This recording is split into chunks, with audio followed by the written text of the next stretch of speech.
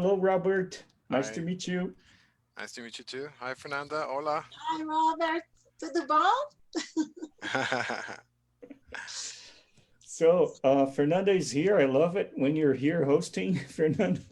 Mhm. Uh, and I'm turning things over to you now Thank you for very the much. second part of the session.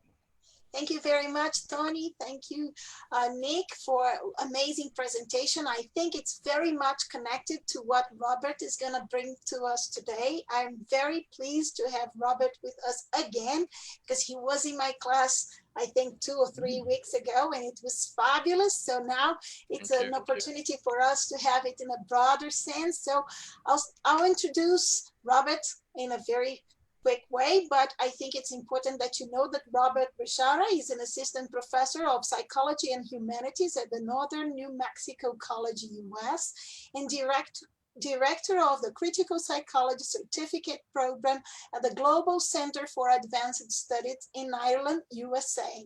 He's the author of the Decolonial Psychoanalysis Towards Critical Islamophobia Studies and Freud and Said, Contrapuntual Psychoanalysis as Liberation Practices.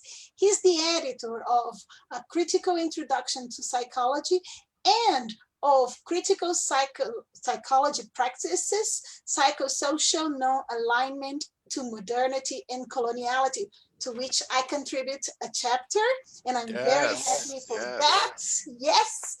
And he works as he was the founder of a very important a page that I think can help us a lot, the criticalpsychology.org.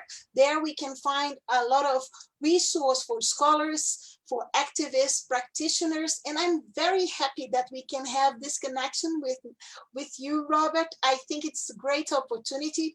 We've been discussing your work since you were in our class, and I think it created a lot of resonance to what we do. So I thank you very much. And today, Robert is going to talk about Lacanian discourse analysis as critical discursive psychology. I thank you so much for being with us again. And I Thank give you it. so much, Fernanda, for inviting me. It's an honor, and I look forward to this, to your questions and everything.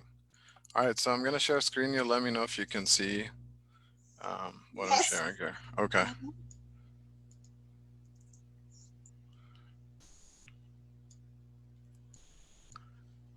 Okay. Lacanian discourse analysis as critical discursive psychology. The psychoanalytic and structural linguistic roots of critical discursive psychology. Beginning with psychoanalysis, Freud, in the interpretation of dreams, provides us with many useful analytic tools. His method of dream interpretation, for example, can be used as a method for text interpretation. Perhaps a text is a disguised fulfillment of a suppressed or repressed wish. In his text interpretation of Orientalism, Said, for example, distinguishes between manifest Orientalism and latent Orientalism. In other words, Said repurposes Freud's distinction between manifest content and latent content for a critique of coloniality and modernity. In the interpretation of one of his dreams, Freud concludes that certain elements or signifiers constituted nodal points upon which a great number of the dream thoughts converged. And because they had several meanings in connection with the interpretation of the dream, the explanation of this fundamental fact can also be put in another way. Each of the elements of the dream's content turns out to have been overdetermined, to have been represented in the dream thoughts many times over.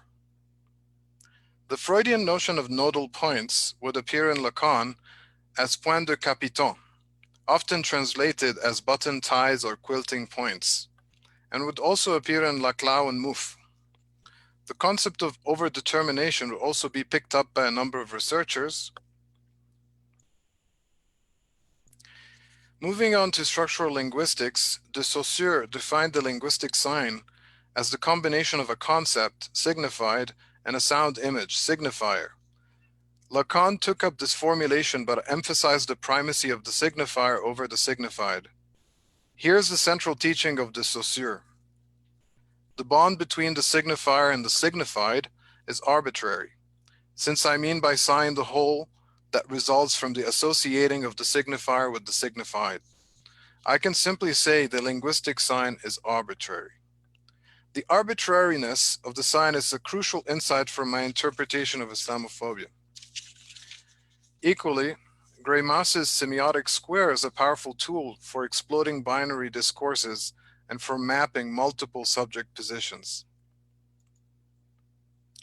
We now turn from signifier to discourse, and for that we need Foucault, the archaeology of knowledge in particular. Foucault is the one who brought the notion of discourse to life. Quote, discourse is constituted by a group of sequences of signs insofar as they are statements, that is, insofar as they can be assigned particular modalities of existence. And if I succeed in showing, as I shall try to do shortly, that the law of such a series is precisely what I have so far called a discursive formation, if I succeed in showing that this discursive formation really is the principle of dispersion and redistribution, not of formulations, not of sentences, not of propositions, but of statements, in the sense in which I have used this word, the term discourse can be defined as the group of statements that belong to a single system of formation. Thus, I shall be able to speak of clinical discourse, economic discourse, the discourse of natural history, psychiatric discourse. End quote. The Archaeology of Knowledge was published in French in 1969, the year that Lacan started his 17th seminar, The Other Side of Psychoanalysis. This seminar is a decisive text for this project, and in it, Lacan is primarily responding to Foucault by articulating his theory of discourse, which is unquestionably inspired by Greimas's semiotic square with its four elements, S1, S2, not S1, and not S2. Lacan teaches that discourse is a necessary structure that goes well beyond speech, and that it is the status of the statement, l'énoncé. Discourse as a structure goes beyond speech because Lacan is not interested in intersubjective communication, which for him is imaginary, but in the symbolic and real dimensions of miscommunication. We have the death drive here. We have it here where something is taking place between you and what I am saying. In other words, he is keen on the structure of discourse in terms of both fundamental relations and the other's jouissance, which is a specific kind of knowledge. Lacan then introduces his theory by saying, this four-footed apparatus with its four positions can be used to define four radical discourses. The four radical discourses are the master's discourse, the university discourse, the hysterics discourse, and the analyst discourse. I have used Lacan's four discourses to structure my book, Decolonial Psychoanalysis, drawing not only on his seminar, but also the work of others.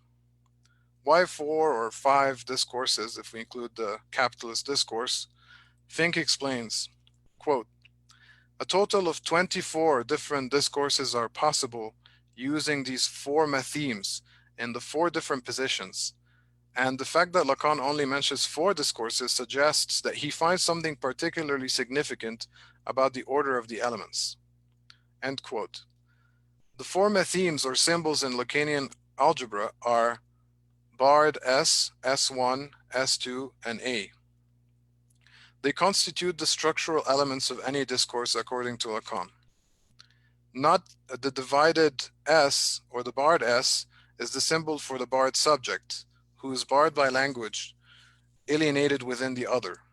This subject is also known by Lacan as the subject of the unconscious and the subject of the signifier. In his groundbreaking 11th seminar, given in 1964, Lacan famously defines the subject in this way. A signifier, S1, is that which represents a subject, barred S, for another signifier, S2. This laid the foundation for the master's discourse, top left, which brings me to the next matheme, S1. S1 is the symbol for what Lacan calls the master signifier. A real master doesn't desire to know anything at all. He desires that things work. S2 is the symbol for the battery of signifiers, or knowledge as savoir. Lacan distinguishes between two aspects of knowledge: the articulated aspect, connaissance, and this know-how, savoir-faire. The thrust of his argument at this point draws on Hegel's phenomenology of spirit. Lacan says, the slave's own field is knowledge, S2. Then he adds provocatively, what does philosophy designate over its entire evolution? It's this: theft, abduction, stealing, slavery of its knowledge through the maneuvers of the master. Lacan exhibits a radical political edge here, not only as an anti-philosopher, but also as a decolonial thinker. Philosophy, he writes, in its historical function is this extraction of the slave's knowledge in order to obtain its transmutation into the master's knowledge. In response to Foucault, Lacan argues that the entire function of episteme is to turn the slave's animal knowledge, savoir-faire, into the master's theoretical knowledge. Connaissance, which he later characterizes as not knowledge of everything, savoir de tout, but all-knowing, tout savoir. Finally, A is the symbol for Lacan's most intriguing concept, the objet A. Lacan's shorthand definition of objet A is cause of desire, but elsewhere in the 11th seminar, he describes it as a privileged object which has emerged from some primal separation, from some self-mutilation induced by the very approach of the real. He later adds, quote, the objet A is something from which the subject, in order to constitute itself, has separated itself off as organ. This serves as a symbol of the lack, that is to say, of the phallus, not as such, but insofar as it is lacking. End quote. Whereas the phallus for Lacan is the signifier of lack, the objet A symbolizes the central lack of desire. This is to say, just as the subject is divided between ego and unconscious, or barred S, the other, or the big other, is also divided between A and the barred A. According to Lacan, the objet A manifests itself primarily as a partial object in relation to a partial drive. Lacan names 4 partial drives along with their partial objects, but I'm only interested in 2 of them, namely the scopic drive, the gaze, and the invocatory drive, the voice. The objet A, Lacan's most significant contribution to psychoanalysis, is a crucial concept in my work because of its relation to other key concepts such as desire, fantasy, ideology, drive, and jouissance. Lacan came up with these mathemes as part of his effort to formalize psychoanalysis. Having discussed them, now I will address the 4 subject positions that these mathemes as functions can occupy in each of the 4 discourses. Note that the order is crucial. First, there is the truth of the discourse, bottom left, which is situated beneath the agent of the discourse, top left. Then there is the other, top right, who's addressed by this agent. Finally, there is the product or loss of this exchange, bottom right, which Lacan, after Marx's notion of surplus value, characterizes as surplus jouissance. This implies that the master's exploitation of the slave's labor always entails an extraction of not only value, but also jouissance. Here's a summary of how the communication moves in the 4 discourses: truth, agent, other, product, or loss. 2 more things. 1. The miscommunication between agent and other is marked by impossibility since it is unidirectional, from agent to other. And since imaginary meaning always slides under the signifying chain. It is also clear in Lacan, based on my previous discussion, that there is a power asymmetry, particularly in the master's discourse between agent and other, that resembles the life and death struggle between the master and the servant. 2. There is no sexual relationship, il n'y a pas de rapport sexuel, between truth and product. Their non-relationship is marked by impotence, which is why that non-relationship, marked by the two lines, manifests itself in terms of fantasy in the master's discourse. Lacan's algebraic formula for fantasy reads, the bard's subject's desire for the objet A. The lozenge signifies envelopment, development, conjunction, disjunction, or alienation and separation greater than, less than. According to Zizek, fantasy is not reality, but a hole in reality, its point of impossibility filled in with fantasy. Lacan's name for this point is, of course, the objet petit a. In ideology, fantasy is the screen that supports discourse. To use the master's discourse as a template, particularly given its foundational status, from S1 to S2 is what Zizek calls reality. This reality is equivalent to the symbolic order, which is constituted by language. The real point of impossibility, however, is the objet A, the surplus jouissance in the master's discourse. Fantasy covers up this real gap in order to hide the constitutive impossibility, impotence at the heart of the master's discourse. And in this sense, fantasy operates on the imaginary axis, which is the order of imagos, the specular image doubles. Lacanian discourse analysis. My general method can be described as radical qualitative research, a deductive form of analysis that draws primarily on Lacanian discourse analysis, or LDA. Bricolage is another way of describing my approach to radical qualitative research.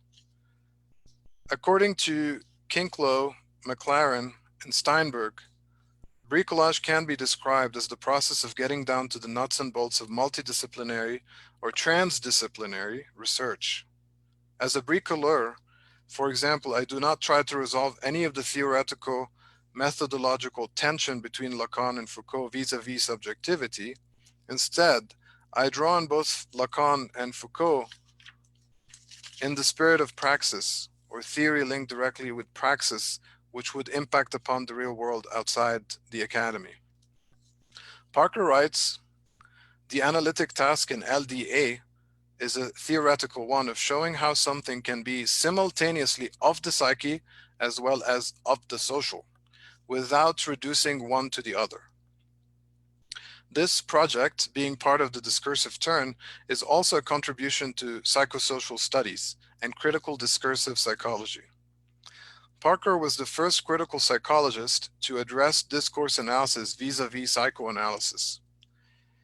In his pioneering article, he critiques the blank subjectivity of discursive psychology and the uncomplicated subjectivity of humanistic psychology, in favor of a complex subjectivity theorized in Lacanian psychoanalysis.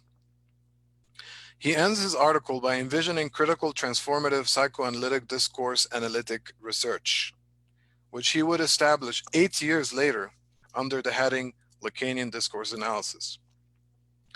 In those 8 years, however, he wrote 2 articles where he uses Lacanian psychoanalysis as a theoretical tool to critique psychology. To give credit where credit is due, Courtauld may have coined the phrase Lacanian discourse analysis, but she did not develop an analytic program out of it like Parker did. Parallel to LDA, there is another equally important psychoanalytic discourse analysis tradition, namely the ethics school of discourse analysis, which is based on Laclau and Mouffe's discourse theory.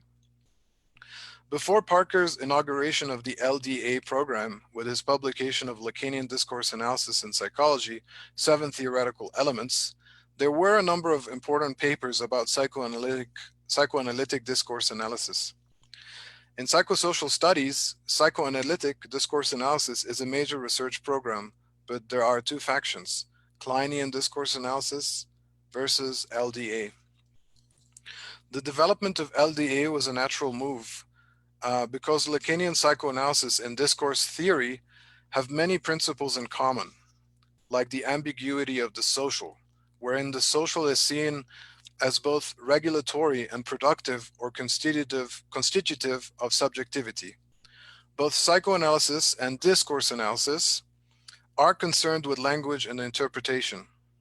In addition, both traditions offer a view of the subject as fragmented, whether torn between desire and reason, psychoanalysis, or distributed along a range of subject positions, discourse analysis.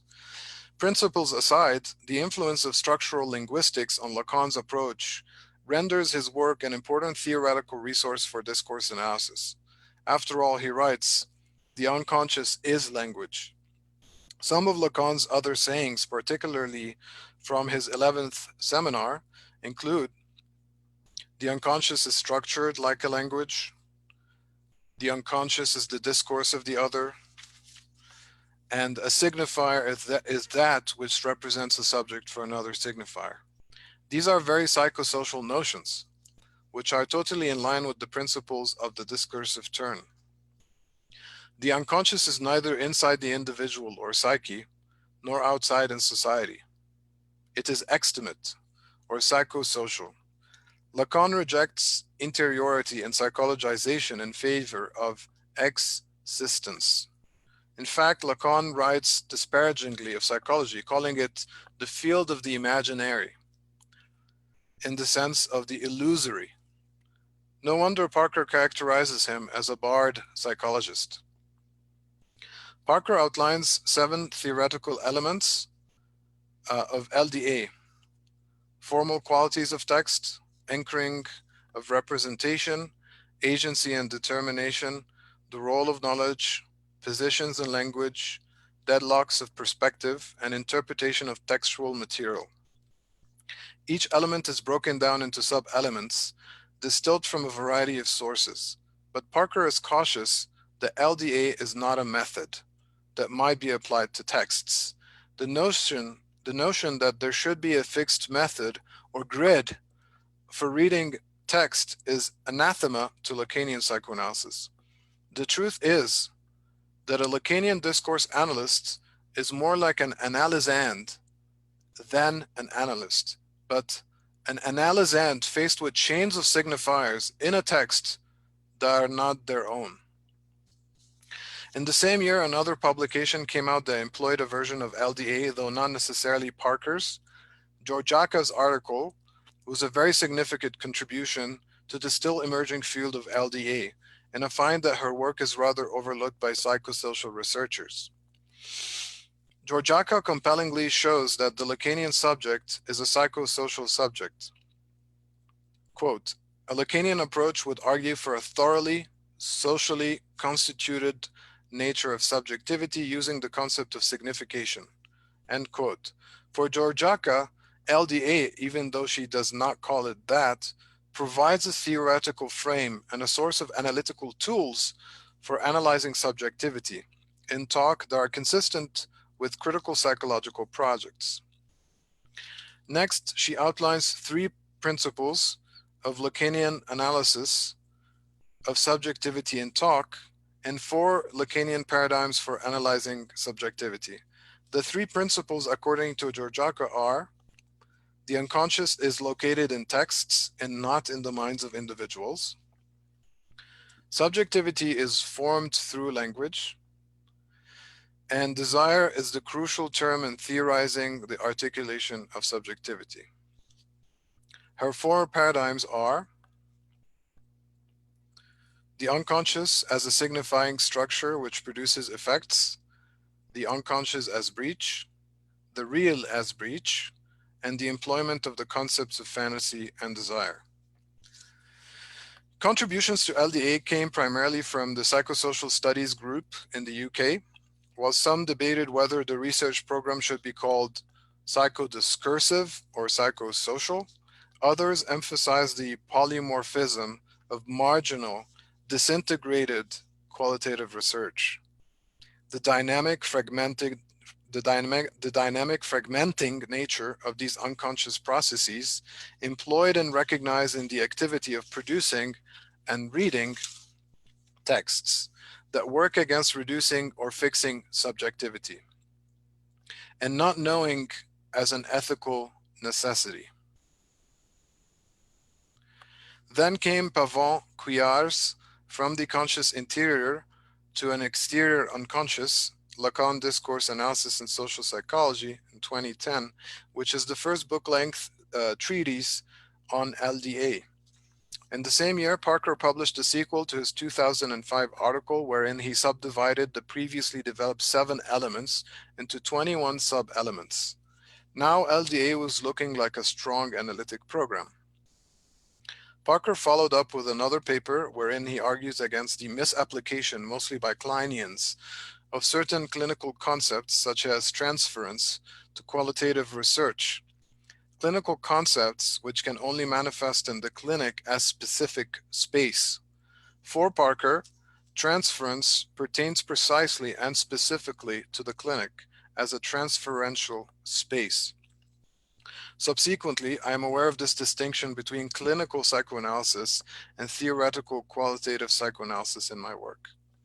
Since Parker's 2 seminal articles in Pavon-Couillard's groundbreaking book, there have been a number of noteworthy contributions to LDA. The one that must be highlighted, though, is Parker and Pavon-Couillard's 2014 co-edited volume, Lacan Discourse Event, New Psychoanalytic Approaches to Textual Indeterminacy. Since the contributors consider LDA vis-a-vis thinkers like Kierkegaard, Foucault, Badiou, and Althusser. Even though discourse analysis is impossible, it is not as impossible as other forms of social research. Impossibility is Neil's name for the problem of imaginary interpretation in any form of discourse analysis. Quote, "We imagine we understand each other, and in so doing, we are invariably carried off by this imagining. We bring our imagination to the speech we hear, the text we read, the discourse we engage in. We imagine that what we hear or read, what we consume, carries a meaning, and we imagine that we grasp what this meaning is, imagining that this meaning is the same for each of us involved." End quote. In other words, discourse analysis is impossible because it is impossible to approach a text, a slice of discourse, without already distorting that text or discourse with the fact of reception. As an alternative to the researcher's identification with textual data and subsequent misrecognition, Neil provides his readers with 7 principles of LDA. Reading analysis is a creative process. Meaning doesn't inhere in language. It emerges in the act of reading, listening. There is no universe of discourse. Separate imaginary readings from symbolic readings. Isolate potential master signifiers. There is no such thing as a meta-language. And finally, mapping the discourse. In conclusion, LDA is a powerful form of reading subjectivity because of its adherence to an ethics of the subject. Consequently, Lacanian discourse analysts must maintain a fidelity to the complexity of research participants as psychosocial subjects. We do this through a non-essentialist, non-determinist, socially constituted analysis without subjectivity being exhausted in its social dimension. we must also be careful to both analyze and open up the extracts and not colonize them with psychoanalysis, which is why in my work I rely on other methods like critical border thinking or unconscious thinking from the borders. Thank you.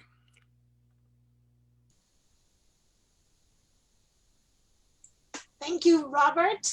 I think people are still, kind of overwhelmed with all these concepts. Thank you so much. I think it would be very good if people could pose some questions to Robert.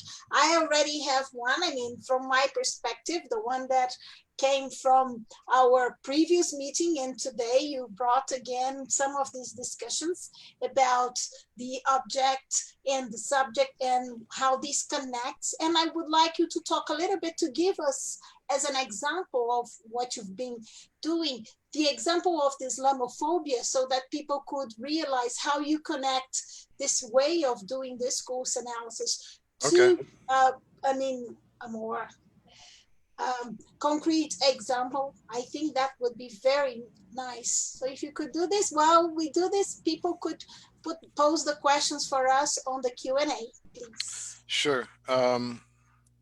So I came up with this, you can tell that those of us who are interested in Lacanian psychoanalysis like to kind of formalize things in this way, right? So this is one way that I think about the master's discourse from Lacan as a template for ideology. And so I can tell you how this applies to my research on Islamophobia. Yes. So what I've noticed missing in the research, I didn't find any clear theorization of the link between the war on terror discourse and Islamophobia. So a lot of literature takes that relationship for granted, but I haven't seen it formally theorized. So that's what I tried to do in my book. And so, looking at this image here, the war on terror discourse would be that symbolic discourse at the top, which which would be what we would consider reality, right? So that's one level. And then I look at Islamophobia and Islamophilia, because I see them as two sides of the same coin, as an imaginary fantasy that is sustaining the war on terror discourse. Okay, so that's the link between the two, that this fantasy of Islamophobia, Islamophilia, in terms of the images that we see in the media, whether in the news media or films or TV shows, images of Muslims, images related to Islam, those imaginary phantasmatic images are what sustain the whole discourse of the war on terror. So, of course, the war on terror discourse is not just a discourse, because it's also a practice that has to do with military operations and all that. So that's something that's clear to me. But the phantasmatic element, I think, what was missing, and so that's one of the most powerful things that I find about the Lacanian approach, is that it looks at the discursive element, but also thinks about that phantasmatic element that supports the discourse. Now, the question then is, where is the subject in all of this? And so you can see that the real subject is barred in between. So this real dimension, and I didn't get to talk about the Borromean now, but we can get to that in a second. But the real dimension, so for Lacan, there's these dimensions of subjectivity, the imaginary, the symbolic, and the real. And so for him, the imaginary and the symbolic together constitute what we think of as reality, okay, together. And so the real is something that's harder to talk about, because it's something that escapes symbolization. So as discourse analysts, it's something that we would have trouble with, because something we can't even talk about. But it's because of that, it has this real traumatic dimension to it. And so a lot of times, discourses have paradoxes, and discourses have things, their logic fail.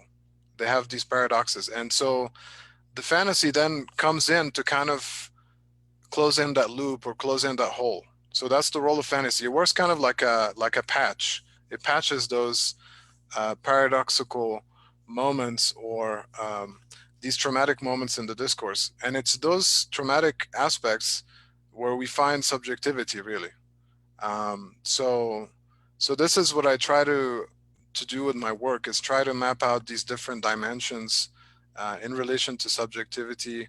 And when thinking about subjectivity, one thing that you get from what I say too is that it's psychosocial. So it's not something that boils down to individuals. Robert, would you say that this connects to the idea, which is very, because I'm looking at this from the perspective of a teacher or a teacher educator, as you know. So when it's different. So when you say, for example, quoting, I think it was Neil, meaning does not inhere in language, it emerges in the act of reading and listening. Is this connected to this idea that you're presenting here? Okay, so yeah, meaning doesn't inhere in language. So yeah, so I think the biggest thing that Lacanian discourse analysis want to avoid is what would be called an imaginary reading. An imaginary reading would be to assume that the analyst or the researcher can really understand what the research participant mean. That somehow by listening to them, we can access their world and exactly understand what they're talking about. So we have to begin with the assumption that we will never understand that, just because of the differences in subjectivity. And so what we try to do instead is actually focus on what they say and try to analyze what they say, not as something that, as something that they say as singular subjects, but also as something that is a function of discourses that they've been exposed to as well. So, and this is how we kind of tap into the unconscious and learn a little bit about the big other that's informing what the participants are saying. And of course, the researcher, him or herself, are not outside of this process. So this is where reflexivity would come in. So if you look at my book, I have excerpts from different interviews, and you'll see me in the excerpts during the interviews, and you can actually read what I say and my responses, because I'm part of the process. I'm not outside of that, right?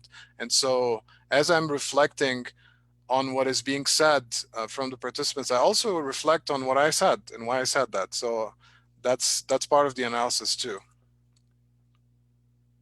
Well, we have some questions here on the Q&A. Okay. Would you like to have a look at them and then yeah. choose? Okay. Do you mind curating them? Because yeah. So I will choose one that is from Cristina, Maria Cristina Mini. Is internalization always a process of alienation, always an unconscious process? If immersed in an environment where there is prejudice, such as ours, can oppression and injustice be perceived by the subject? Yeah, internalization is a good question, because that, of course, is a psychoanalytic concept that speaks to that extimate relationship between the psychic and the social. So extimate in the sense that is neither inside nor outside, but both at the same time. That's a word that Lacan came up with instead of just saying intimate, but it's extimate, right? So it's intimate, but exterior at the same time. And this is a great way, I think, internalization as a concept or as a process really hones in on that psychosocial dimension. So one of the findings, I'm glad you mentioned that word, because one of the findings of my study on Islamophobia is this conception of internalized Islamophobia. Because the ideology is so prevalent, no one is outside of that ideology. All of us are affected by it. So whether you're Muslim or non-Muslim, all of us internalize it. Okay, and because all of us internalize it, we're all affected by it, and it affects how we think and all of that. And so that's one of the major findings is, I interviewed the US Muslims, and that finding came from them. So they actually mentioned this concept of internalized Islamophobia. I just highlighted it and theorized it further, but it came actually from the participants. And as I was thinking about it, as I was analyzing the data and writing it up, I realized that it's, yeah, I mean, as a researcher, I'm not outside of this. You know, I'm also affected by this ideology. So all of us internalize it. Now, the question is, I think it's good to begin with that awareness. To not to pretend that, you know, we live outside of that effect of ideology. So we begin from there, and then we can think about ways of changing things. Mm-hmm. Well, we have another question from Marley Fernandez. It is, if according to Lacan, the constitution of the individual arises from his relationship with the other, how to think the discursive analysis from a language that departs from the unconscious? Okay, so here I would make a distinction between at least two others.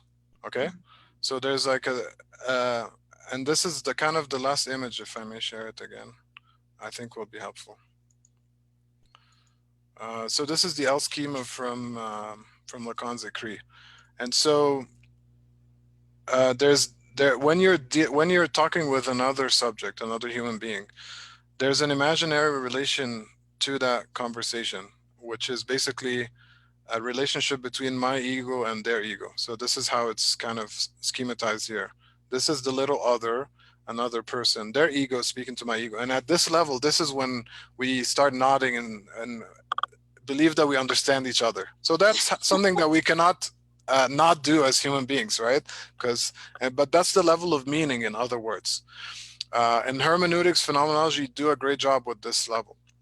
But in addition to that, there's another level going on at the same time, which is this other line over here, which is more symbolic relation that's related to the unconscious, where as we're speaking to each other, the big other is also speaking through us, right? And the big other basically is related to discourses that we've been exposed to throughout our lives that inform what we say, and we're not super aware every single moment of what we're saying or why we're saying it. So there are these two dimensions happening at the same time. So as an analyst, as a Lacanian discourse analyst, I'm really trying to pay attention to this other dimension, right? This dimension from the other, the capital O other, that is speaking through us. So for example, when a research participant says a concept like internalized Islamophobia as they're talking to me, they didn't just come up with this concept. They heard it somewhere. They heard somewhere about, they either read it or heard it from someone. They learned about internalization as a concept from psychoanalysis. So psychoanalytic discourse in that moment is speaking through them. Do you see? And that for me as an analyst, I try to pick up things like that.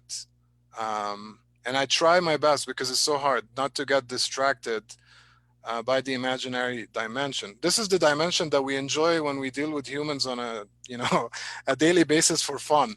But in terms of the analysis, I really try to flesh out this other dimension. So my answer is that we need to distinguish between those two others. They're not the same. And here, I think that you touched something that has to do with the question that is posed here by Eric Calegaro. And it says, what is your concept of ideology and what reference do you use? And then connected to this, I see at least a connection.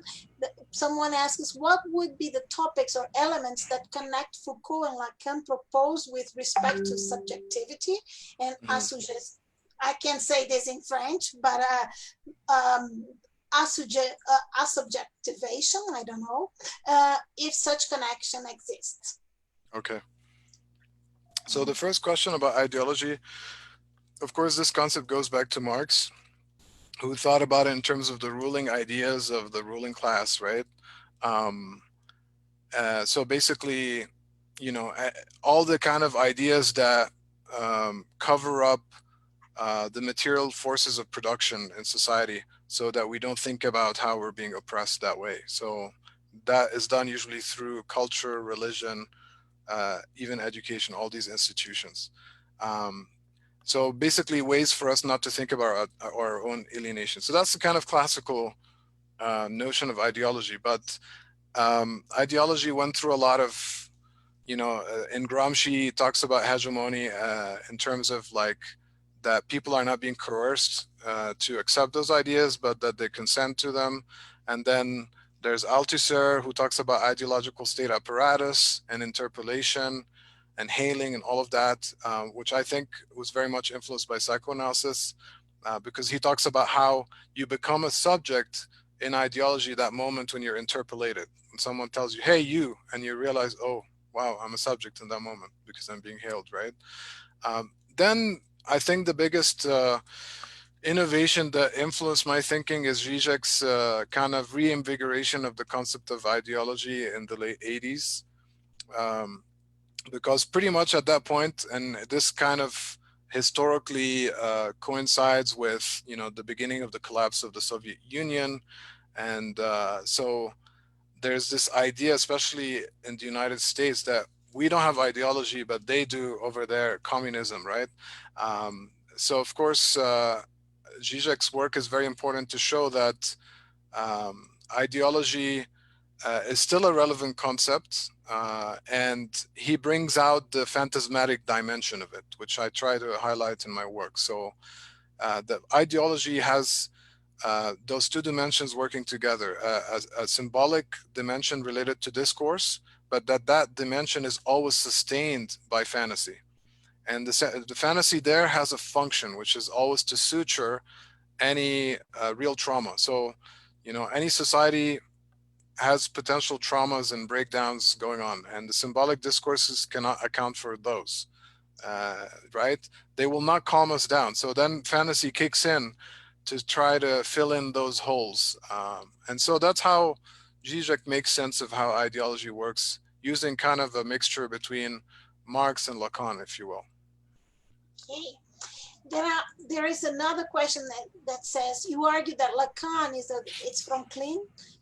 I'll check the name, he put it in the conversations in the chat, but you argue that Lacan is a decolonized theorist. Do you mean his ideas are available for social justice struggles? What's the role of jouissance or enjoyment in that politics? Yeah, that's a great question.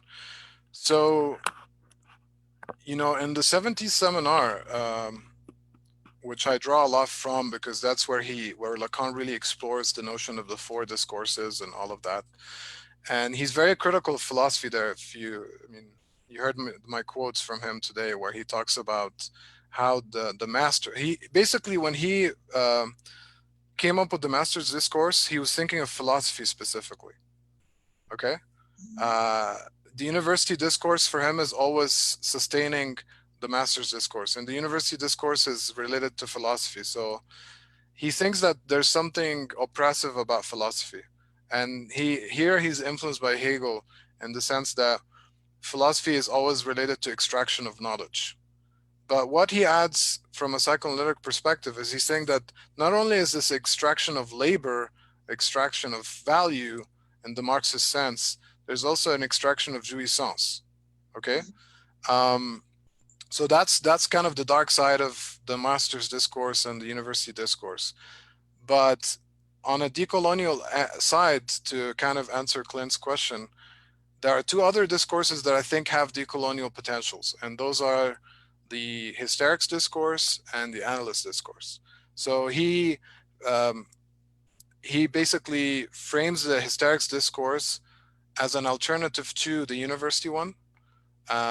So if you think about the university discourse as the kind of discourse that would produce, the kind of objective knowledge that it would be so airtight that you can't question it, right?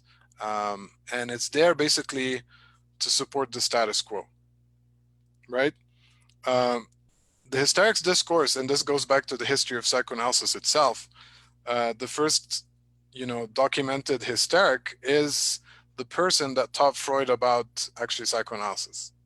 So the knowledge of psychoanalysis comes from the hysteric. It does not come from the psychoanalysts. And in that sense, the hysteric as a subject, as a discourse, can produce critical knowledge. It has that potential, okay? Knowledge that is not fixed, knowledge that's constantly changing, maybe more dialectical in that sense. And then the analyst discourse would be the opposite of the master's discourse. So the master, you know, the S1 representing the master, the S1 is the master signifier that you hear being repeated. So master signifiers are things like freedom, democracy, you know, the words that we hear a lot being repeated that we don't even stop and think about what they mean. And that's how they function as master signifiers. The analyst discourse, what it tries to do is produce new master signifiers. So other than those ones. The problem is that the discourse is cycle, and we talked about this when I came to your class. So that means that even though the Asterix discourse and the Alice discourse have these decolonial potentials, they're always gonna change over time and go back to master and university, because things get institutionalized, new groups come into power, right? And that's how history works. And so there's no way to avoid that. That's kind of my conclusion in the book is like, we're gonna go back again to the master's discourse. And even Lacan famously said when the revolutionaries after the May 68 movements came to him, and there were, I have a picture there of a student who's disrupting one of his seminars, if you saw, throwing things at him and trying to interrupt him.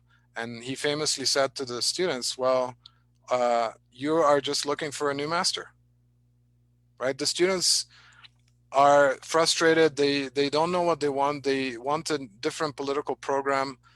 But at the end of the day, the sad thing is there's always going to be a new master. Now, this new master doesn't mean a new person, but it is a new master signifier that that all of us are kind of going to be attracted to. It works as a magnet. So it doesn't have to be necessarily democracy. It could be something else. But it seems like there's no way out of that, this function of producing new master signifiers. But maybe we can produce better master signifiers if that's possible. I mean, that's the hope, that things can improve and become more just, right? Yeah, otherwise it's so, I mean, we don't have any utopia anymore if we have this. Well, now a very to the point question that has to do with somebody studying psychoanalysis and systemic functional linguistics. And this person is saying here that she almost freezes when she's trying to link up the core concept of meaning, the systemic functional analysis as a theory which believes in the construction of meaning in context, and psychoanalysis as a theory of the mind which focuses, that's what she says, is based on what this person has been told many times, on the internal structures of the mind. Would you agree with that? Would you see? No. I knew it. Yeah. That's why I asked. I think there's psychoanalysis is quite misread.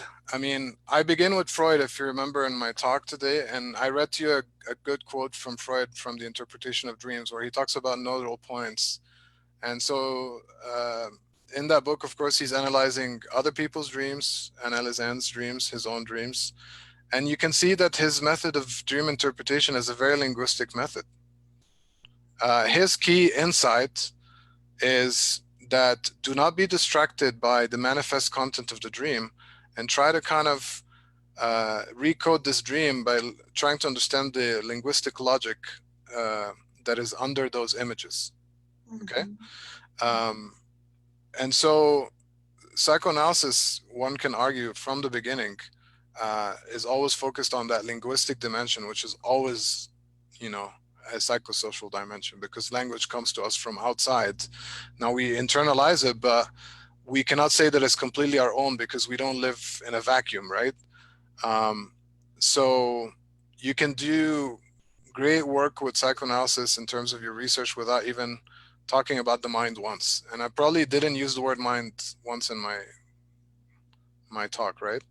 So yeah, I think this is a misreading of psychoanalysis to think about it in terms of unconscious mind as opposed to the unconscious. Okay, so instead of thinking of the unconscious as something that's inside someone's mind, you want to think of the unconscious more as something that comes actually from outside, but that affects how we think, how we speak. And that's why it's inherently psychosocial in that sense. Well, and I think that just for one final question we have about Islamophobia as a negative jouissance and Islamophobia as a positive jouissance. Would you say that? I think that Islamophobia and Islamophilia are two sides of the same coin of racism. It's just like there are different forms of racism in society. There are like more overt, hateful forms of racism, and there are more subtle and kind of condescending forms of racism. So Islamophilia, for me, is the kind of position of someone who's not Muslim, claiming that they love Muslims as long as they adhere to this and that, and as long as they're maybe like Rumi, like Sufism, you know, and actually, so the great example that I use is famous thing that Bill Clinton said at the DNC convention back in 2016, when he was saying, we love Muslims, but as long as you make sure that you fight terrorism. So we love you, but you know, you have to make sure that you do this. So of course, you know, that you all, in that statement, you're saying you love them, but you're associating them with terrorism at the same time. You can't just see them as random people. And the point is that when we have 1.7 billion people around the world, we have to be able to see that complexity and diversity of subjectivity and be able to recognize the humanity of those individuals. And unfortunately, that's really hard because of how the ideology works. It affects how we perceive others. It just happens that I'm focusing on these groups, but in different cultural contexts, you have different others that are always going to be excluded discursively, right? Yeah, there is a question by Ramon that says, if Islamophobia is a form of racism and Islamophobia is a form of racism, what is the correct stance? I think. Yeah. And I address that. So this is, for me, my recommendation is what I call learned ignorance. Okay, and this comes from Lacan, but he didn't invent this concept. This is a concept that goes all the way back to Socrates, at least, which is the idea that I know that I don't know. So it's a form of knowledge. It's an epistemic position, if you will, but it's knowing that you don't know, which is good position to, I think, to have. So you should recognize that you don't know, especially if you don't know. You don't know about Islam, you don't know about Muslims, and that that's your beginning position. And so you're learning, right? But you're coming from this place of learned ignorance. It's not just crass ignorance, it's learned ignorance. Because we cannot know about everyone and everything. That's just, so for example, there are many oppressed groups around the world that I don't know about in details, but I approach their plight with this learned ignorance. And I think that's a good attitude to have. Thank you. Thank you, Robert, for the discussion. It's a hard topic for us, as linguists. I hope it clarified things a little bit. I mean, I tried to go in more details and the methodology and all of that. Yeah, we would need you more times, and we will, but I think it's a good introduction. Thank you very much. Thank you. I would like to pass it to Tony. I hope so. I hope we can have more of you, Robert. Thank you. It's been a great lesson. So thank you so much. And we do appreciate your lending your time to us, so kindly being here to share your expertise. And you guys out there in the audience, you were wonderful. Thank you, everyone. Thank you so much for joining us. Thanks for inviting me, and thanks for the audience. I appreciate the questions, and I'm sorry if I didn't get to everyone's questions or comments, but you can always reach out to me. You know my information. Hey, that's great, guys. So, yeah. that's a good chance for everyone to connect with Robert. I really do want to check out your book, you know. Okay, Yeah, so cool. so I think Fernanda could give us the reference, you know, later on of your book. Wonderful. And let me just tell everyone that the day after tomorrow, our series continues. So September the 30th, we will have Gavin Brooks with Lancaster University in the UK. He's going to talk about impact and engagement in corpus linguistics, lessons from the Beyond the Checkbox project. So don't forget to join us for this session. So this pretty much wraps things up for us here. Don't forget to watch the video again. It's right there already, facebook.com/lael.webinars.1. And we'll be posting the edited videos on our YouTube channel. And your certificates, guys, are coming our way pretty soon. And I hope you have enjoyed today's session. So for Nick, Robert, Fernanda, myself, and the whole webinar crew, it's bye for now, guys. Thank you so much. See you next time. Bye. Ciao, ciao. Ciao, ciao. Bye.